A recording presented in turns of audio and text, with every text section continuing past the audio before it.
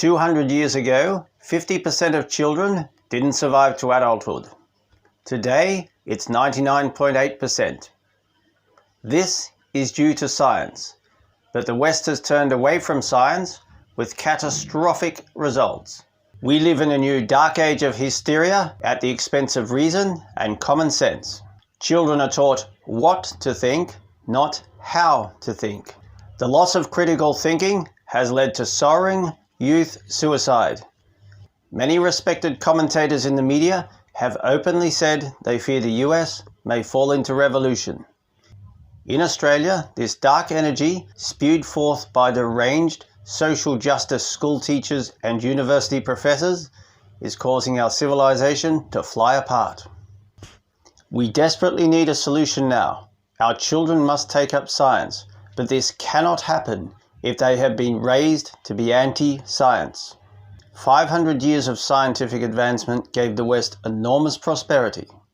If they don't even realize that the social justice activism that has been rammed down their throats is the problem, if their school teachers are dragging them out of class to stand in a field and scream "silence is violence," if they are brainwashed as children, how can they possibly know as adults that science is a thing that has saved hundreds of millions of lives? Science has given us the knowledge and medicine to dramatically improve humanity. How can we turn them back to science? So terrible is the problem that many children are learning about science on YouTube rather than in a school classroom. Their teachers are more interested in teaching them deranged social justice rubbish, and their schooling and their knowledge of science and history is falling catastrophically. Thousands of science teachers, male and female, have uploaded videos to YouTube, and millions of students have said, "I wish my teachers were as good as you." Clearly, millions of teens are aching to learn about science, aching to be inspired by science, aching to be uplifted by science. So let us bring science teachers to the school every month, possibly even every 2 weeks. Let them give an interesting and illuminating talk. And let them always know how studying obscure scientific fields has led to tremendous benefits in our lives. Studying the gamma ray emissions from black holes has led to dramatically improved cancer treatments. By implanting heavy metals such as platinum close to the site of a malignant cancer tumor and bombarding it with positrons, the positrons, which are antimatter, collide with the electrons, annihilating one another, destroying the cancer cell, but leaving healthy tissue relatively untouched. Spiderwebs are stronger and lighter than steel cable, and by studying them, we may be able to use that knowledge to improve our rescue technology. The feet of salamanders allow them to climb vertically up walls and to walk upside down on ceilings. By studying them in detail, by studying how the microscopic hooks in their feet attach to walls and ceilings, we may use this technology to save many lives. Dragonflies have very sophisticated brains that are able to predict the flight path of the insects they are pursuing, allowing them to catch their prey with 95% accuracy. They have 8 pairs of descending neurons going to their eyes, and by studying their extremely sophisticated eyes and brains, we can revolutionize and improve the life-saving technology of artificial intelligence and robots. By studying the guidance systems of various insects and the stability systems of various insects, we may improve our aircraft, leading to greatly advanced flying ambulances, which can get to patients in places currently inaccessible to helicopters. Scientists have been terribly misrepresented as a mad scientist in a spooky basement, when in reality the scientist is somebody's mother, somebody's sister, somebody's aunt, somebody's uncle, a normal, everyday human being who is dramatically advancing the human race by studying and practicing science. Huge swathes of the population are studying useless arts degrees.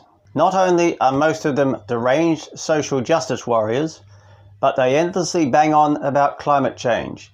So why not study science and solve the problem? If you want to save the planet, study science, not arts degrees. Our governments have neglected science. Australia has the economic complexity and the export profile of a third world nation. The latest Harvard Growth Lab analysis of economic complexity ranks Australia 93rd in the world, behind Kazakhstan, Uganda and Senegal, and only just ahead of Pakistan and Mali. This means, unlike almost every single successful country on Earth, we create almost nothing. According to figures from Harvard, Japan has the world's most complex economy, reliant on products involving the creation of intellectual property and the application of skill. Many of our Southeast Asian neighbours are on the cutting edge of science and technology. Australia is the black hole of Southeast Asia. We don't build our own cars, we don't build our own computers or smartphones. We are not at the cutting edge of science and technology. We have no plan, no ambition, and no future. We're just going to blindly follow while others lead. We'll watch from the sidelines while others create the future. America gained an enormous technological advancement from the moon landing and gained vast prosperity as a result of all the technologies that flew from that incredible achievement. The benefits of scientific exploration are huge. The cost of not investing in science can be fatal to a country. The Algerians were a third world country until they created not one, but several giant computer and electronic companies. 40% of Algerians use a phone or a tablet made by Falcon Mobile, made in Algeria by an Algerian company. If Algeria can do it, we can. Furthermore, we are incredibly lucky to be living at the beginning of the fourth industrial revolution. Quantum computing and artificial intelligence will revolutionize the future. These technologies are in their infancy, and it is vital that we jump into these technologies right now, or we will lose this opportunity forever. There is hope. Australian scientists at CSIRO have repeatedly created world-leading technologies that governments have failed to invest, and this technology has been lost to overseas. Other countries and other companies have benefited from research carried out in Australia because we didn't give a damn about science. Australia's refusal to invest in science and technology has led to the brain drain. 50 years of our best and brightest leaving this country to go overseas, where their talents are valued and where their ingenuity pushes other countries to succeed. South Korea spends 4.8% of their GDP on scientific research. In Australia, it's just 2.1%. Israel spends 4.9%, the highest percentage in the world. We have had 70 years of relative peace, which has led to a feeling of complacency. In contrast, Israel is a world leader in drone technology, artificial intelligence, electronics, and many other fields. We must study every high-achieving country and learn from them. At this time in history, we face so many dangers. With the continuing decline of the Western world and the continuing decline of American influence and power and the rise of China, the study of science and technology is more vital than it has ever been to the survival of our country. The working class has built every single civilization in human history, and the working class has saved over 1 billion lives. For thousands of years, the working class has built every single dam, every single water pipe, every single sewer pipe, every single road, every single bridge, every single building, every single structure the world has ever known has been built by the working class. And the clean drinking water they have provided has saved well over 1 billion lives. The dangerous, hot, back-breaking work has always been done by the poorest sections of society. They have lugged heavy machinery and heavy stones on unsafe building sites. They have been malnourished, poor, sick, crippled, disfigured, underpaid, and mistreated. And in times of war, it has been the workers who have gone off to fight for their country and have died in mass numbers to save it. The middle class, who were usually merchants, became officers, public servants, or ran factories far away from the front lines, far away from the danger. The rich made huge profits selling arms, aircraft, uniforms, and whatever else would make them money. The working class built the world, but the machines are taking over. 30 million jobs in manufacturing and mining will be lost to machines and AI by the year 2030. The robots are coming for everyone's jobs. The working class built this world. Soon, their jobs will be gone. What are they to do? I would love to inspire the working class to study science, but I come from the working class, and I know this will be very difficult. Working class Australians can trace their ancestry to every country on earth, and most of their ancestors have endured centuries of great hardship, brutal conditions, very harsh work, mistreatment, malnourishment, and death. Most of the ancestors of today's working class have spent their life doing backbreaking and dangerous work in mines, backbreaking and dangerous work in fields, or backbreaking and dangerous work on fishing vessels and in ships. Very few of them have managed to climb from poverty to wealth, and the arty-farty elites have looked down on the working class. Australia's horrifying mistreatment of the convicts, the brutal abuse, the brutal mistreatment of them, the violence and inhumane punishments they received has made the working class want to be nothing like those who oppressed them. In contrast, the free settlers who arrived in Australia wanted to differentiate themselves from the convicts. They mistreated the convicts terribly and generally regarded them as subhuman.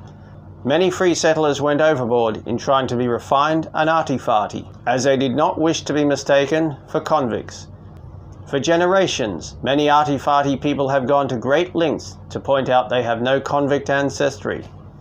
Conversely, the working class is proud of their convict heritage. The working class knows that many of their ancestors came out here in chains, and the working class knows of the brutality and in particular the horrors of the Second Fleet, where so many people died on the way here. So many sick convicts were simply thrown over the side of the ship when it arrived, and so many more died in the months after arrival. So while the elites have exaggerated their arty-farty ways, the working class has been proudly anti-intellectual.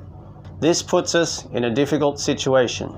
Since the elites tend to study arts and do arts degrees, and few in the working class embrace science, this means nowhere near enough Australians are taking up science. But how do we encourage the working class to take up science? Well, the working class built this world, but it was designed by the engineers. Working class people and engineers often had to work side by side, solving the same problem together.